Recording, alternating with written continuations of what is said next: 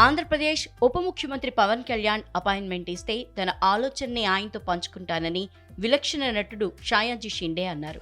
దేవాలయాల్లో ప్రసాదంతో పాటు భక్తులకు ఒక మొక్కను ఇస్తే బాగుంటుందని, తాను ఇప్పటికే ఈ పని చేస్తున్నానని అన్నారు. సుధీర్ బాబు కథానాయకుడిగా నటించిన తాజా చిత్రం మా నాన్న సూపర్హో అక్టోబర్ 11న ప్రేక్షకుల ముందుకు రానుంది. ప్రమోషన్లో భాగంగా సుధీర్, ఛాయాజీ, ఆర్నాలు బిగ్ బాస్ సీజన్ 8లో పాల్గొన్నారు. నటుడు ఛాయాజీ గురించి సుధీర్ బాబు మాట్లాడుతూ ఖాళీ ప్రదేశం కనబడితే మొక్కలు నాటుతారని యాంకర్ నాగార్జున్తో అన్నారు. ఛాయాజీ షిండే దీని వెనక కారణాన్ని వివరించారు.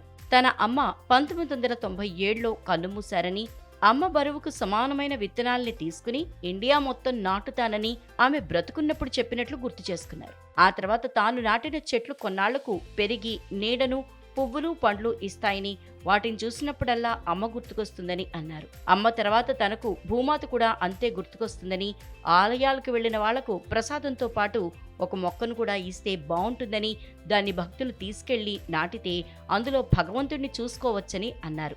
మహారాష్ట్రలోని 3 ఆలయాల్లో తాను ఈ విధానాన్ని ప్రారంభించినట్లు ఛాయాజీ షిండే తెలిపారు. ఎవరైతే అభిషేకం చేస్తారో వారిలో సుమారు 100-200 మందికి ప్రసాదంలాగా వీటిని ఇస్తామన్నారు. AP deputy CM Pawan Kalyan appointment దొరికితే ఆయన్ను కలిసి ఈ వివరాలన్నీ చెప్తానని, దేవుడి ప్రసాదంలాగా మొక్కలను అందరికీ పంచాలని అన్నారు. ఛాయాజీ షిండే ఆలోచనను నాగార్జున మెచ్చుకున్నారు. పవన్ కళ్యాణ్కు భారీ స్థాయిలో అభిమానులు ఉన్నారని, వారే ఈ విషయాన్ని ఆయన దృష్టికి తీసుకెళ్తారని నాగార్జున, సుధీర్ బాబు చెప్పారు.